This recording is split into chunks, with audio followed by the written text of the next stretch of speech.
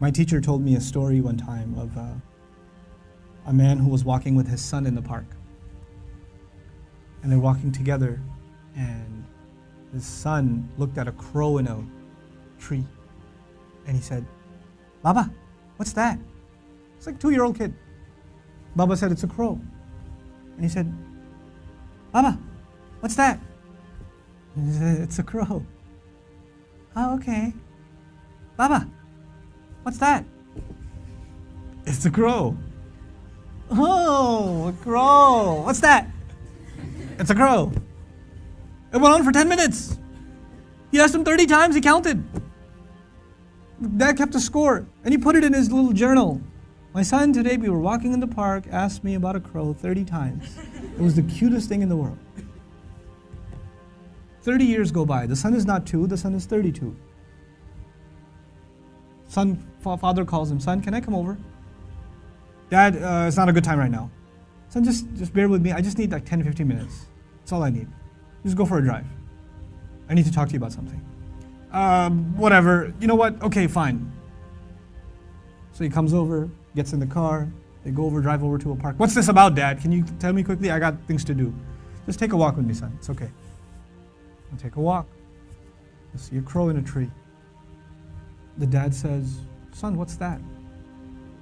"Seriously, Father? It's a crow." "Oh, son, what's that?" "Is this a game? I have things to do, okay? It's a crow. You can't see? I just got you new glasses last month. Why is this happening to me? Dad, why are you so difficult? I don't understand what the problem is. Just tell me what you really want. I'm busy, okay?" The dad pulls out his journal.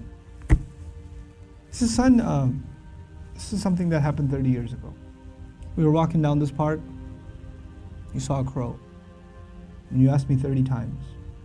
And I gave you a smile every time. You couldn't handle twice. What are we giving our parents?" I'm not even bringing Allah into the picture. The fact that Allah mentioned Himself and then mentioned His parents is, you think about that. What have they done for us and what have we done for them? What have we done for them?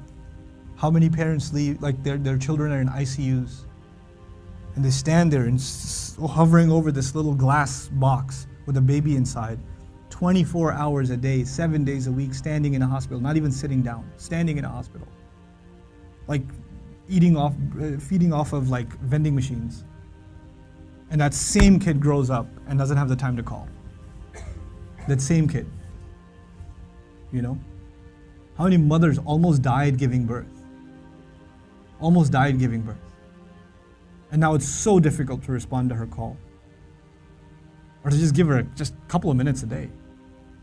Just let her feel a little important. You know how unfair that is, that you were the most important thing to them and they are so insignificant to you? How unfair that is? You know? They carry that pain with them every day, that I am nothing to my children. I mean nothing to them, I'm worthless to them. You know, they have no time for me. When something is worth something to you, it gets your time. Most of you at this age, you want to just get away from your parents.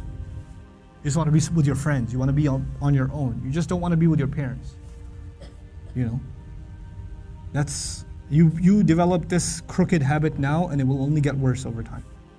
Our parents have very, very, very strong emotions. They're very protective of us. For them, you won't know this until you become a parent. For them, it doesn't matter when you turn 60, you're still their baby. They still remember changing your diaper. They still remember feeding you milk. They still remember burping you and cleaning up after you peed in the back seat. They still remember that. You don't remember that, they remember that. My son won't remember that. I was like, I gotta go. Then all of a sudden he stops complaining. I'm like, oh, time to roll down the windows.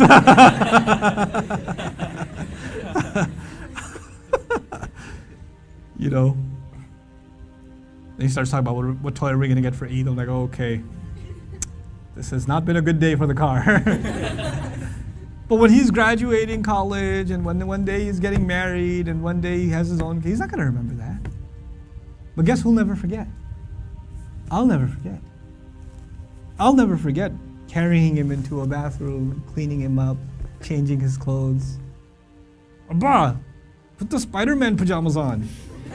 He won't remember any of that. I will. And that same kid, when he's talking back to me one day, when he's telling me, Dad, I just don't understand you, okay?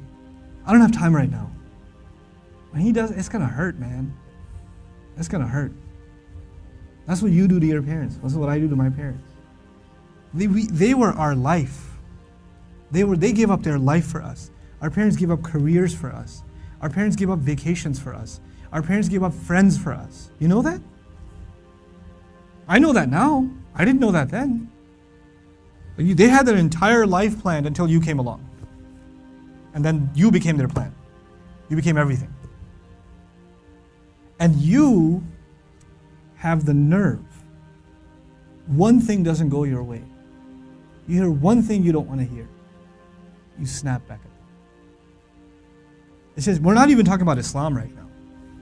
We're just talking about decency, man. Just decency. What have they done for you and what you give them back is so unfair. It is so unfair.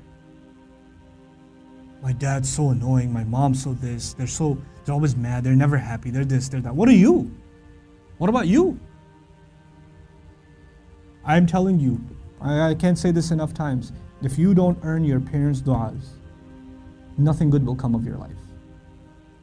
Nothing good will come of your life if they're not happy with you. If you haven't done everything you can to make them happy.